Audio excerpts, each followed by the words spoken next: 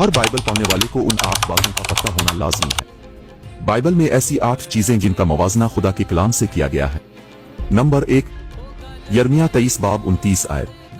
खुदा का कलाम आग की मानिंद है जो हमें पाक करता है। नंबर 2, यिर्मयाह 23 बाब 29 आयत। खुदा का कलाम हथौड़े की मानिंद है जो हमारी अक्ल और हमारे जहन में शैतानी ख्यालों को तोड़ डालता है।